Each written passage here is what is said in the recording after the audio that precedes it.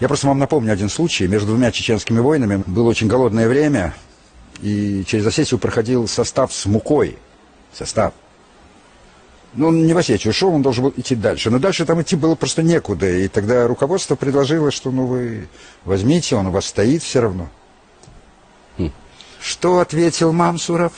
Удивительно, откуда вам это известно, но да, ситуация была действительно непростая, затишье между двумя войнами, и федеральное руководство отправило в Чечню по железной дороге состав с пшеницей.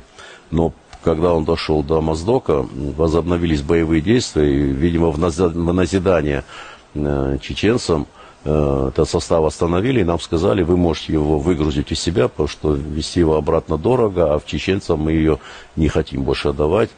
Вот. Я был тогда председателем правительства, и мы собрались, хотя действительно проблема у нас тоже была с хлебом, но мы однозначно приняли решение. Этот хлеб должен дойти до тех, кому он был предназначен.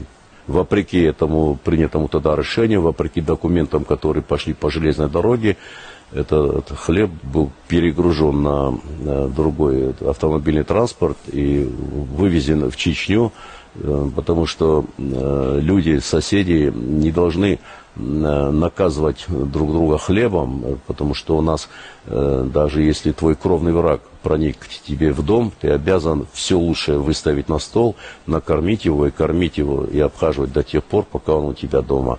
Да, это был случай, меня пытались наказать за наглость такову, но зато я с чистой совестью живу, и меня никто не попрекнет, что я у чеченских детей, стариков. Да, вот это, я все ждал эту фразу, потому что я ее очень хорошо запомнил. Я не хочу, чтобы мой народ попрекнули в том, что мы берем чужой хлеб. Потому что такие вещи могут напомнить тебе через 100 и через 500 лет. Что надо сделать, чтобы на Кавказе все-таки наконец наступил